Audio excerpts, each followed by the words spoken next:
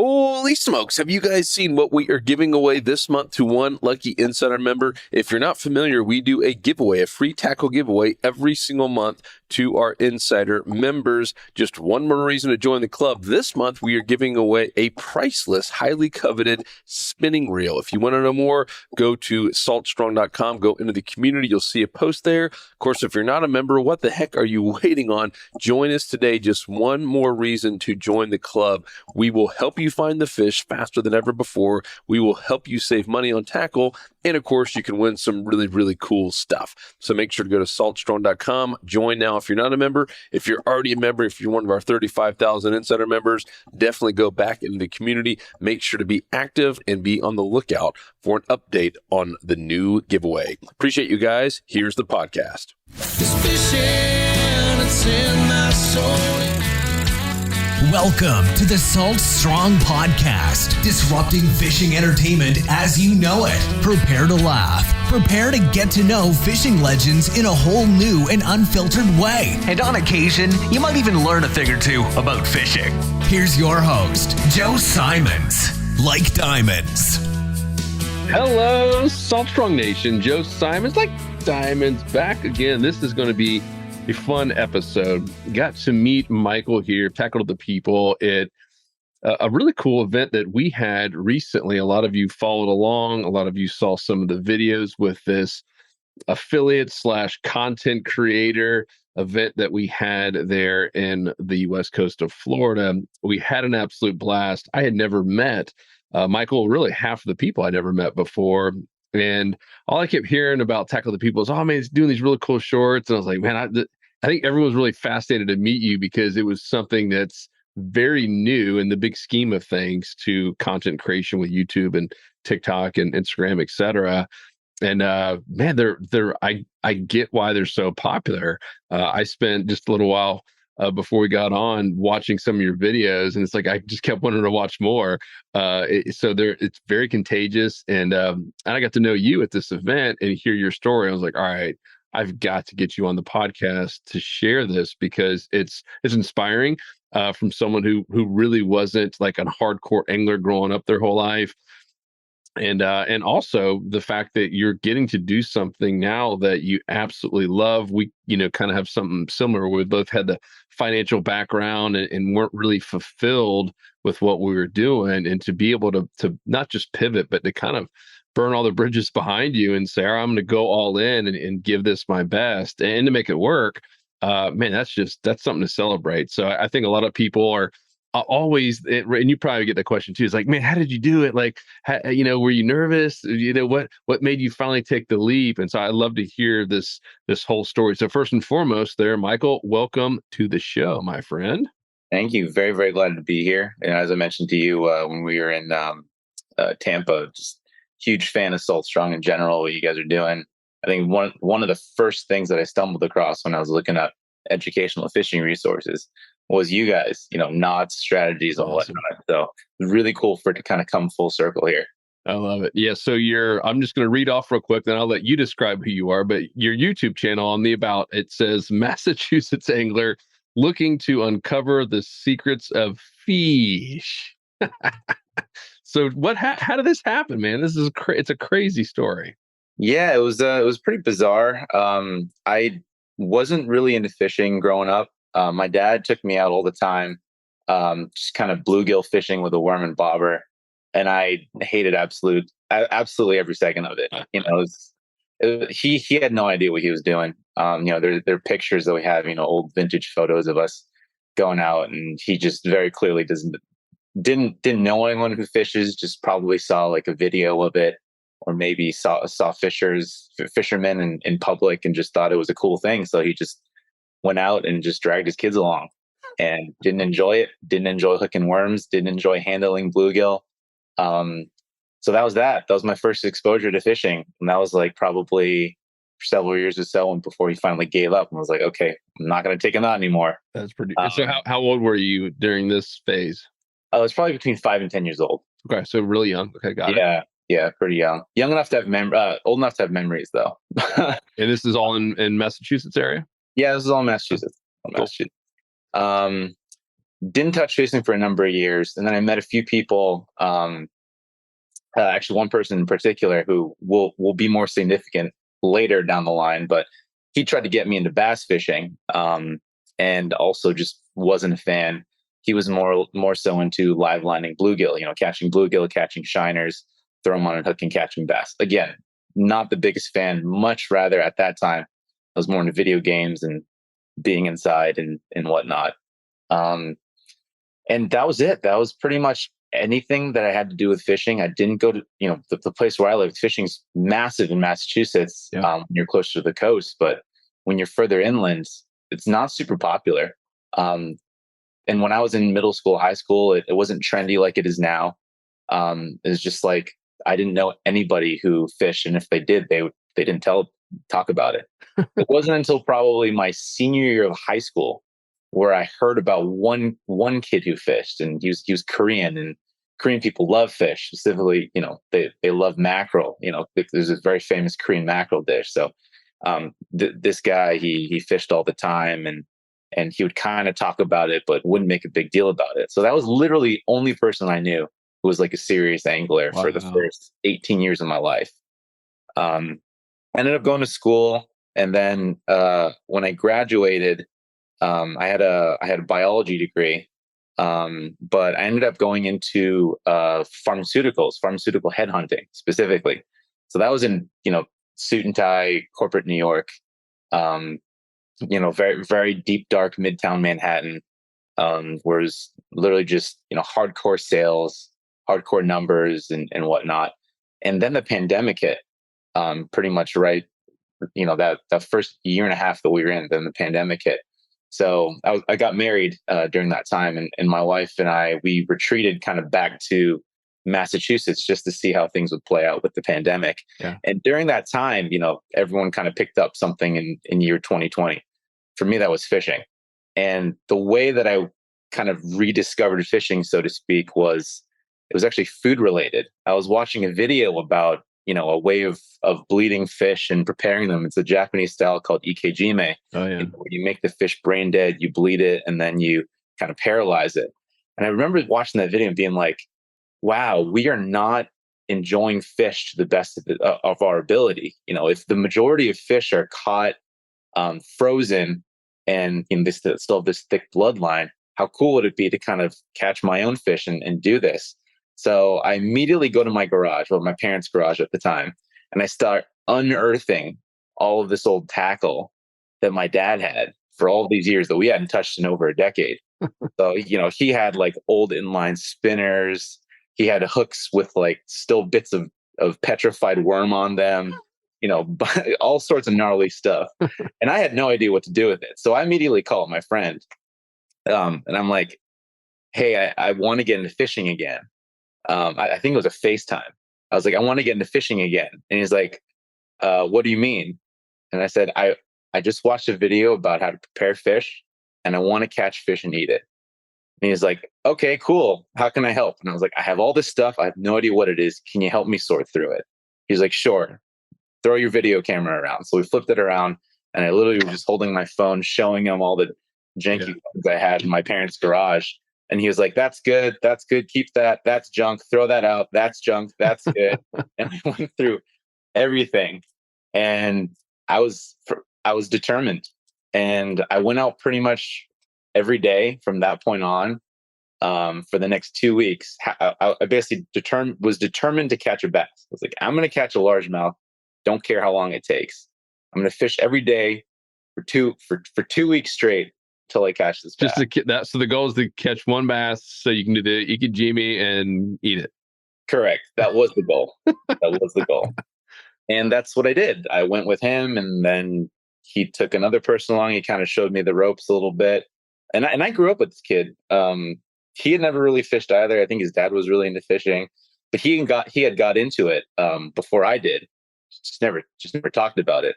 So he was more experienced than me, and he kind of showed me the ropes initially, just kind of like the beginner bass fishing basics. And I was skunked for a week and a half. I was looking at videos ravenously. And again, all this was under the mindset of, I want to catch a bass and eat it. And finally, in like that second week, we go smallmouth fishing in this river, and there's three of us, and sun setting. I was still skunked, and finally I hook up on my first smallmouth, and it's my mind is just blown. It just time kind of just froze. Hooked up on the fish, it jumped, it fought. It was against the current, and I brought the fish in and I lipped it, and just I was just kind of shell shocked at that point. I was like, my mind from that point before was all about whatever fish I'm going to catch, I'm going to eat it. Yeah. And literally during that moment, time froze, and it was like, this is the coolest thing in the world. This is so fun. This is so enjoyable.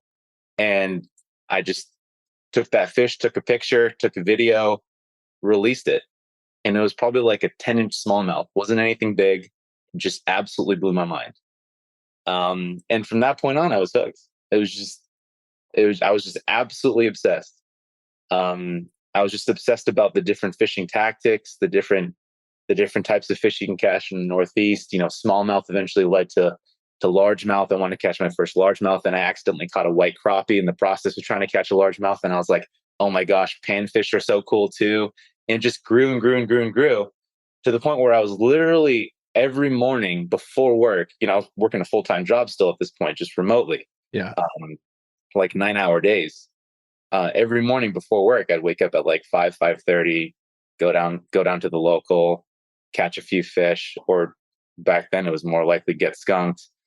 Go back, write down what I did or didn't do, the time, the pressure. I was very meticulous about all that stuff. And then after work, boom, clock out. I'm not staying late. Head down to the local, try something a little bit different. It was that for like a year straight. Wow. And I think probably like a couple months into it, I was like, man, I'm spending all this time, all this energy, and all this money kind of doing all this stuff related to fishing. And I'm really enjoying it. I wonder if it's possible at all to kind of make a living out of this. But it was just kind of like an idea floating around in my head. It wasn't really real. And that was pretty much when YouTube Shorts got first introduced to me. This is all during the pandemic. This is all in the last Correct. 2 years. Okay. Correct. Wow. This channel called Aquatic Apes kept popping up on my feed, and it was this spear fisherman. And he basically made a living. He lived in like a remote part of Indonesia, and he was a very active spear fisherman, and he would catch a fish, and then he would give it to a restaurant. They'd cook it for him, and he'd eat it.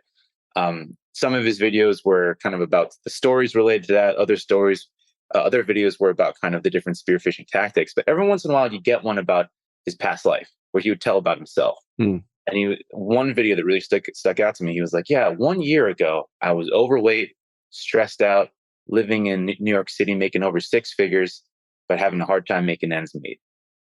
This year, I'm in Indonesia, probably making a tiny percentage of what I make, but I'm so much happier. And I was just like, what?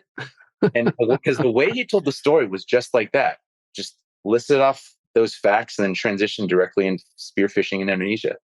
And it was so jarring for me. So that was kind of like the second hint, so to speak, that kind of like pokes me to start thinking about this. And the third thing that really pushed me over the edge, obviously this entire time, this is probably a period over 6 months, but this entire time, I'm fishing regularly and I'm learning more about the different tactics. And I go on my first fishing trip to New Hampshire for the first time, where I catch like my largest bass, which was probably only like 2.5 pounds at that point. Learn about striper fishing during that time, learn about trout fishing during that time. Right kind of at the end of that time period, I had a client who was just very, very happy because I had just placed a pretty senior candidate at his company. Yeah. And he calls me kind of out of the blue one day, and usually those calls are pretty good. After they successfully place a candidate at their company, they're HR stoked. They're really happy. They want to tell you how good of a job you did, and then tee things up so that if they have another vacancy in the future, they can use you again. So, we start talking, and one of the first things he says, like, "Oh, Michael Shu, that's interesting." And I was like, "Why is that interesting?" He's like, "You Taiwanese?" I was like, "I'm Chinese, but I'm interested how you how you know that, because not your average person knows Yeah. Taiwanese. Taiwan isn't a massive country. And he's like, well, I knew a guy named Michael Shu before, but he had a different romanization of his spelling. And I was like, wow, now you're really impressing me, because the distinction between Taiwanese and Chinese last names. It's like, yeah, Michael Shu, he was a guy that I actually used to work on Wall Street with. And he actually quit his job, went to Cambodia, and opened up an American rock restaurant bar, where he would have all of these rock stars from across the world come and play live at his bar. And it was an amazing restaurant. He's like, yeah, Michael Shu, that guy, he died last year, but man, Michael Shu is the type of guy that made you say, wow, I could never do that. And those words, that one line, Dude, that's powerful. Michael Shu was the type of guy that made me say, wow, I could never do that. And that was to me like divine intervention at that point. That was like, you were being told to do this, because I had all this kind of already internal angst about like, man, I'm really unhappy with my job right now. Sure, I'm good at it, but I have no, what good is a lot of money if you're making in New York if you don't have time to spend it with the people that you care about? So that was kind of already pushing me. The desire to want to fish more. 2 hours every morning and every night wasn't as long as I wanted to fish for. I wanted to fish longer. Dang. And so, were you actually recording all of this at this point? Just kind of like video on my phone type thing. Wasn't posting it anywhere. Okay. Just kind of like for myself. And it really was that first winter that hit where kind of all those kind of dots connected for me, where I was like, after my first season of fishing, I was just in Massachusetts freezing my butt off. I can't go down to my local anymore. And I would just watch those videos, or I'd watch other videos on YouTube of people fishing, or topwater bass blowups, or striper blowups, just cool stuff that I wanted to do but couldn't do it because I was limited by the weather. Yeah. And that was the moment where I was like, I'm going to start a YouTube channel. I'm going to start making videos about this. So first thing I did is I asked my wife. I was like, and she works too. So, we were at that point double income, and she works in tech. So we were doing pretty well. I was like, honey, if I quit my job to start a fishing YouTube channel, would you be supportive? How did that go? She said to me, she said, if there's anyone in the world I think that could do it, it'd be you. And that meant so much to me. Yeah, that is. That meant so. I don't even care if she didn't mean it. Yeah. The fact that that's awesome. It was, oh man, that was like the win in my sails. I was like, oh man, now the pressure's really on. Yeah. Because I can't say that I didn't do this because my wife told me I couldn't anymore. Yeah.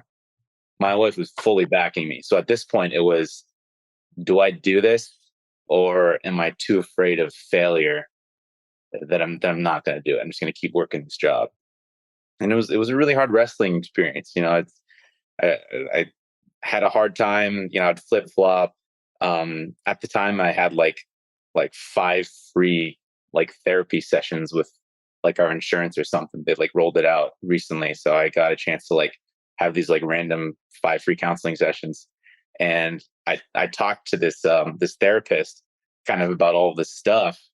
And one of our I think it was a 3rd session, I was like, yeah, man, all this stuff is floating around in my mind. And, it's just so crazy. The idea of being able to just quit your job and then go, referring to the spear fisherman, man, it's so crazy to just quit your job and then go to Indonesia and just kind of make a YouTube channel. And he goes, it's not that crazy. I was like, what do you mean? He's like, well, I did that. I was like, what? I was like, what are you talking about?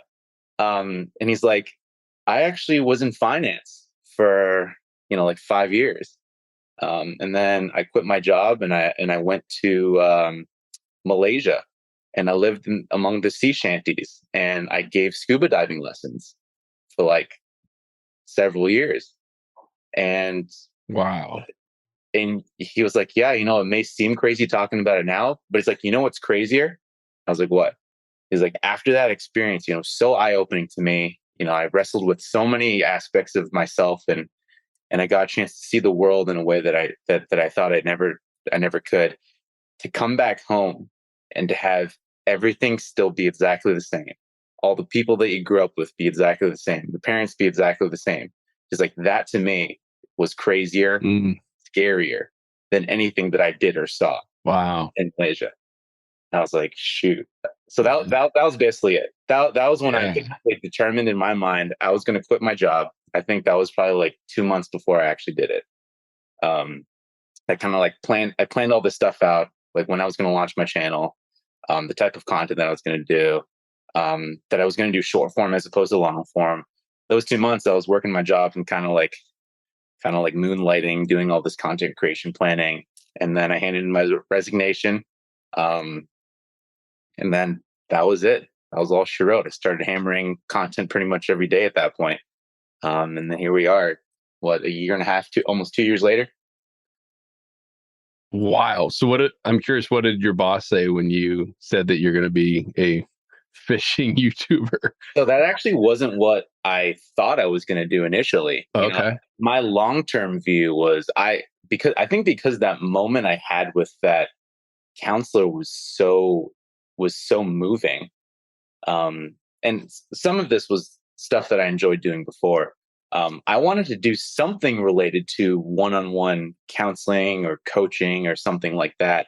I just didn't know what it was. Got it. So I had that kind of like as a brainchild, kind of in the back of my head. And I knew that it wasn't going to be super welcomed if I kind of told them, like, by the way, white collar corporate New York boss, I'm quitting my job to be a fishing YouTuber.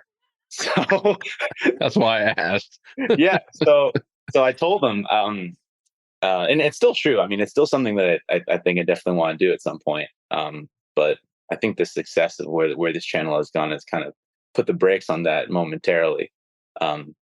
So I basically told them, I was like, yeah, I'm thinking about potentially going back to school for something related to counseling, just like a super normal PC answer. I think part of me also didn't want to tell them the whole fishing YouTube thing, just in case it didn't go well.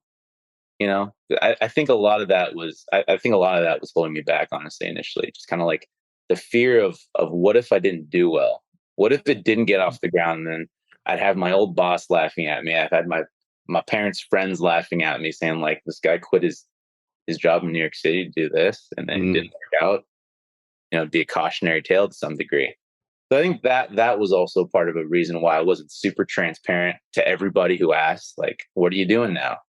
But yeah, that's what stops most of us, right? It's a blend of the fear of failure, right? We fear, no one loves to fail in general.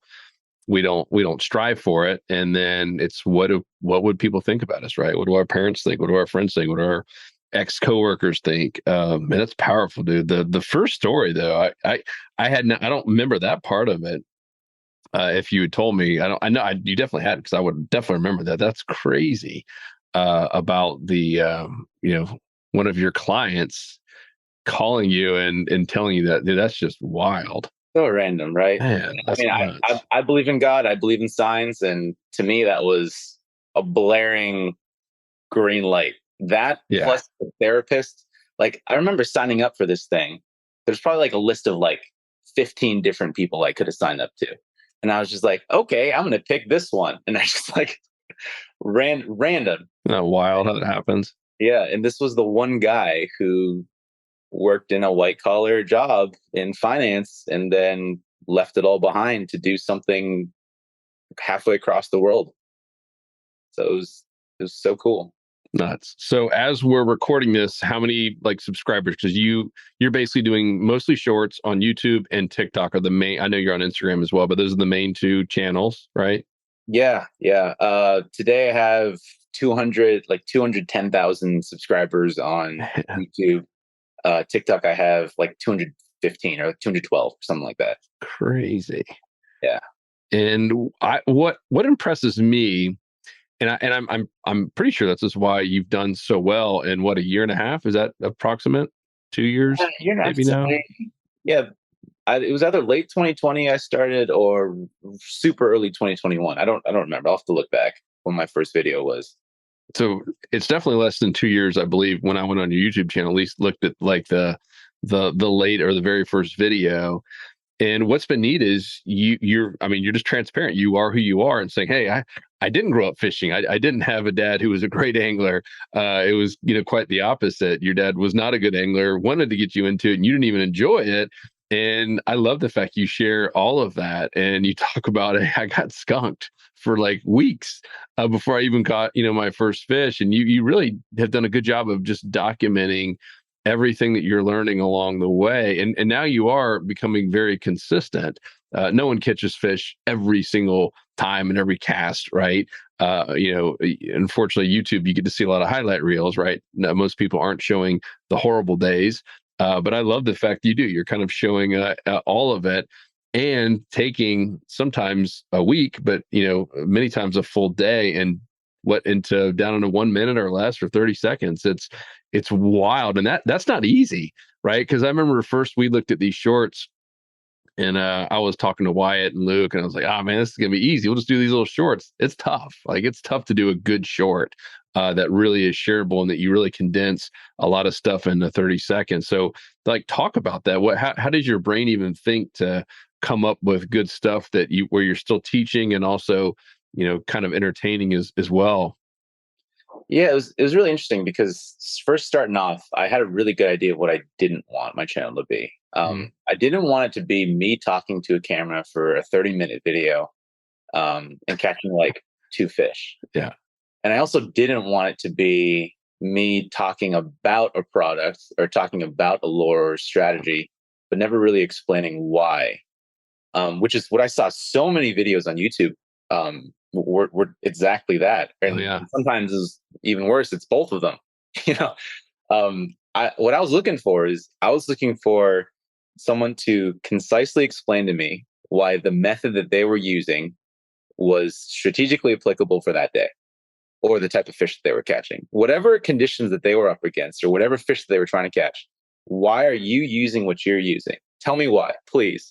Because I can pull up another video of a guy who lives in a different part of the world that catches that exact same fish that chooses to use something different. And he probably catches fish just as successfully as you do. Yep. And I wasn't getting that.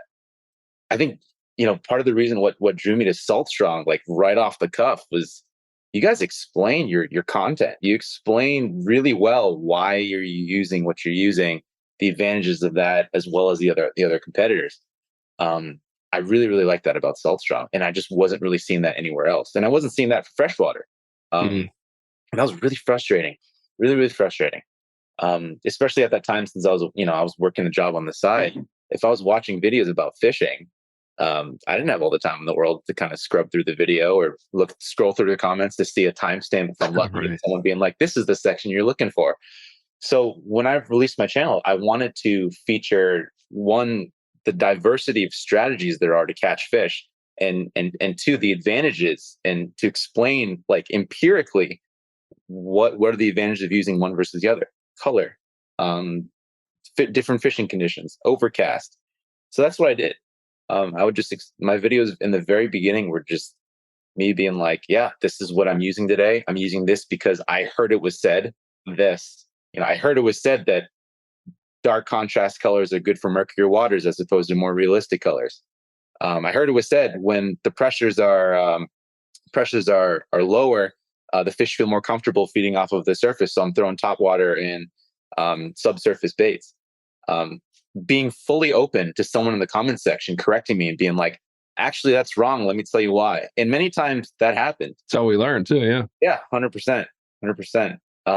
So that was kind of like, and honestly, because my videos were just really simple about that, I didn't think I had a particularly good personality that was, good to show on camera. So I didn't do a lot of camera talking.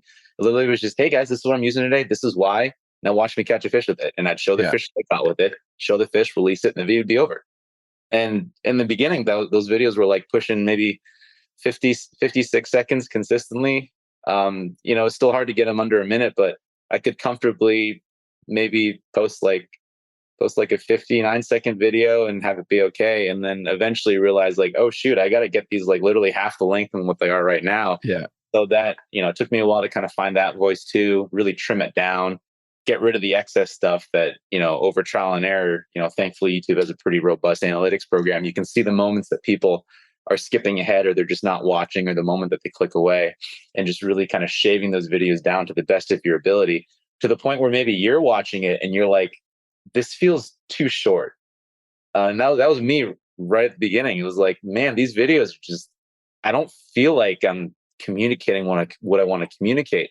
But then you have to really like take a step back, put yourself in the seat of a viewer, of like, okay, what are they really looking for? And be like, okay, just because I want to say something doesn't necessarily mean that person wants to hear it.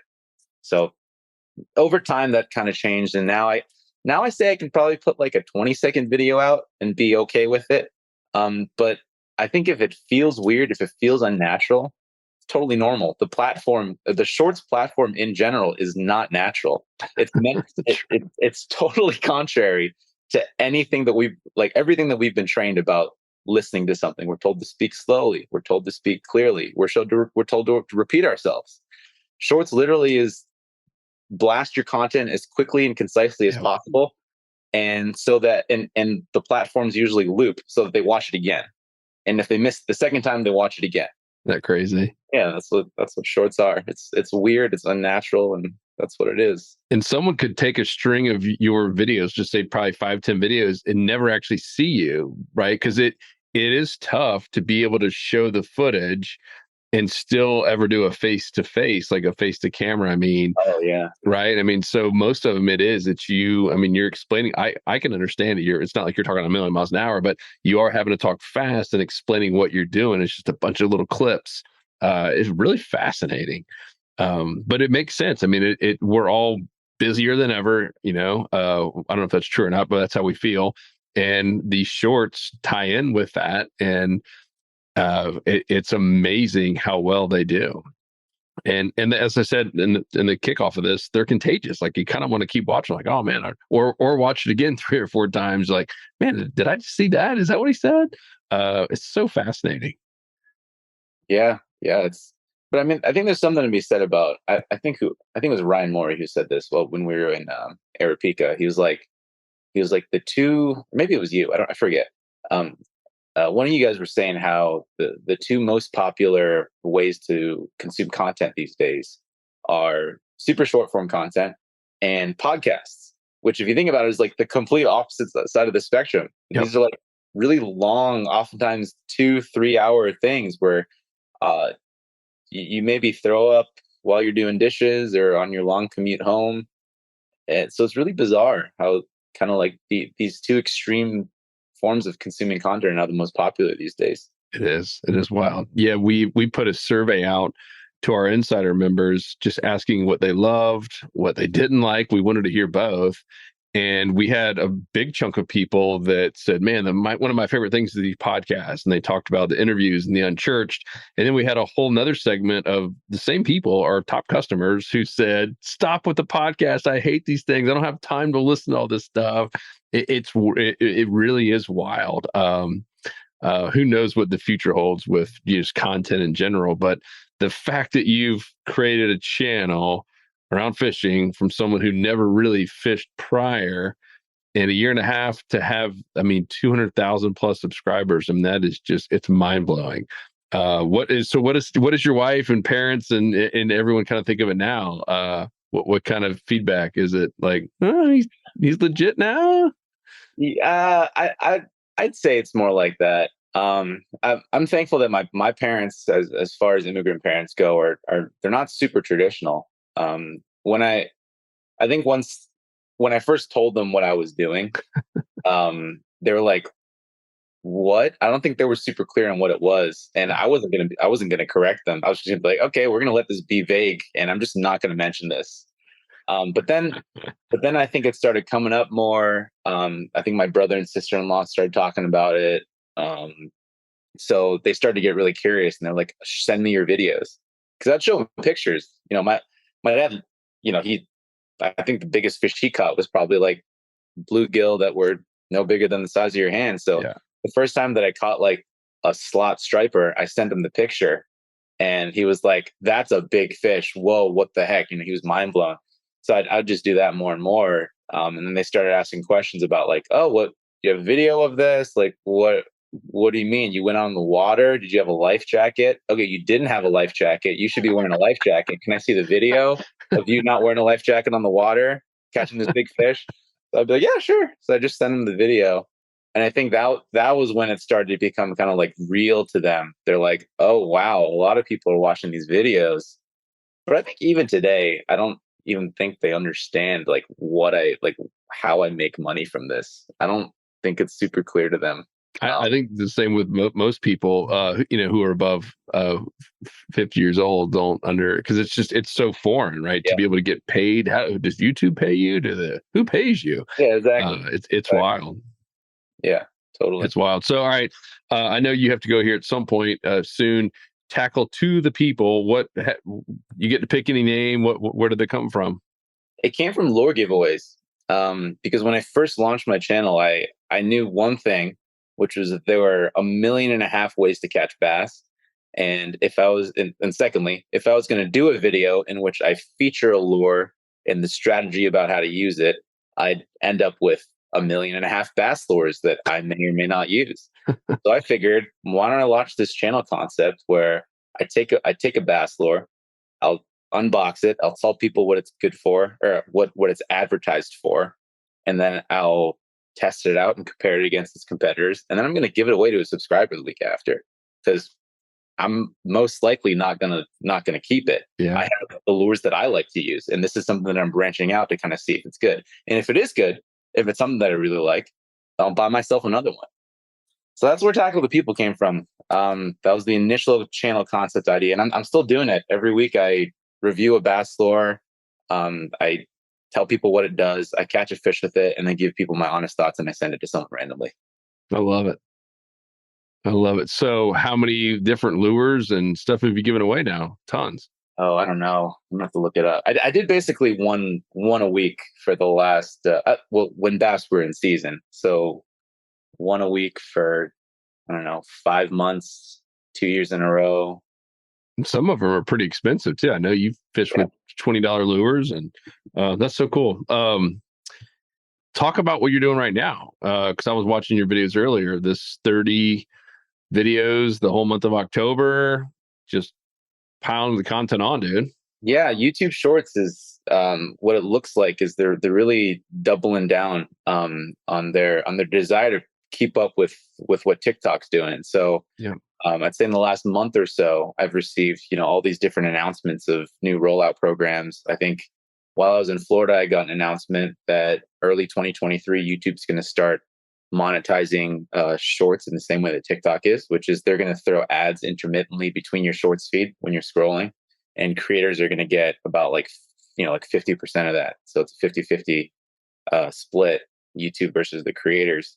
And if I believe so, that's going to be on top of what they already pay shorts creators for generating traffic, which I think is like every 10 million views you bring in or something, it's like $1,000, which sounds like a buttload, but if you post every day, it's actually not that much. If you post every day and draw views from it, it's not that much. And I think on top of that, they're also doing these new ways that creators can get to know each other. But one of the things that they rolled out was the 30 videos in 30 days in October.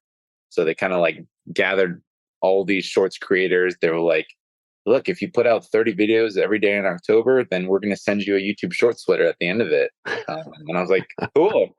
Yeah. I'll do it just to challenge myself, but I'm not doing it for the sweater. I don't know. Maybe I'm doing it for the sweater.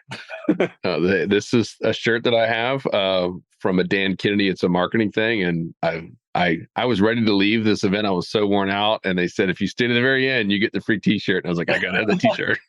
It's amazing what we'll do for a free t-shirt or something. I know. Yeah. Maybe I am doing it for the sweater. It looks good. The picture looked good. That's hilarious. And yeah, so you did one with our friend Rich Fishaholic. Yeah, snook on there. And so every day, different type of fish. Is that the goal, or? Yeah, I mean, the goal is just to feature, ideally a different species of fish, but I try to vary it, just a different plug, a different lure. From striped fishing, I'll try to vary the lure that I'm using. If I'm trout fishing, I'll try to vary the tactic, just so that people, they get a little bit of variety to see I mean, just the different ways you can catch fish out there, just the different ways you can catch the same fish out there and still be successful. So cool. Well, brother Michael, this was awesome. Hopefully, this inspired someone as well that needed to hear it. I mean, those multiple stories you had in your life, I believe you were called to do this, regardless if you do it the rest of your life, who knows, but this was where you're supposed to be right now. I mean, I do believe in God also. And man, that I got goosebumps when you started telling that first part of the story. That was absolutely wild. So huge thanks. Where can everyone go follow you and subscribe and like all your videos? YouTube is Tackle2thePeople. Instagram is Tackle2thePeople. And TikTok is Mass Fish, Feesh. And the reason why TikTok is different is because I flopped the first time I launched TikTok, got frustrated, and deleted that name. So second time around, I couldn't use it anymore. So, so no one has it now? I don't think so. I don't think anybody has it. I think it's just a dead account. And I'm not sure you're even able to claim it anymore. I don't know if anyone out here is listening and wants to steal my name, they're welcome to try. That's too funny, man. All right. Tackle2thePeople. Everyone go like, subscribe. Obviously we'll put it all in the show notes as well. And man, yeah, thank you. This was such a fun interview. Love talking fishing, but I love hearing the stories about how people get into it. And that is, I mean, I can't imagine how much you probably had to walk away from, but I know it was a lot. And man, that is so risky, but so rewarding too, to do something that you're passionate about and you're just having fun. I mean, even just meeting you down there, I mean, you could tell you're having so much fun, and it's a whole lot of freedom as well to be doing that and just being creative every day. Well, what do you think? What's it going to look like a year from now? Do you have any big goals or any like, all right, here, I'm going to do this next, something crazy, or move to Indonesia and fish? I'm hoping to be the next Jeremy Wade. I think that's my dream. Love it. Jeremy Wade, but short form content. Love it. I think the beauty of short form content is just, you just get so much coverage, as opposed to like long form content where you're kind of like, you have a niche set of viewers who watch your stuff. I mean, I think over like 45% of my views are from outside of North America. Wow. So I think that's what I want to do. I want to hopefully find a company or a person or maybe even a tourism agency who's like, yeah, we want you to feature this geography. Come here and fish here. So I think to be able to do that, just travel all these places and kind of tell people all the stories about it, it'd be awesome. And dude, that's love what it. I'm hoping to do. I love it. Well, now it's out there. Now we just got to get the right connection. So, Michael, appreciate you, my friend. Everyone go please like and subscribe. And hopefully we'll meet you again very soon and do some more Florida fishing. Likewise. Thanks for having me, Joe. Take it easy. Hi, brother. Be well. Thanks, Mike. 'Cause fishing, it's in my soul. It was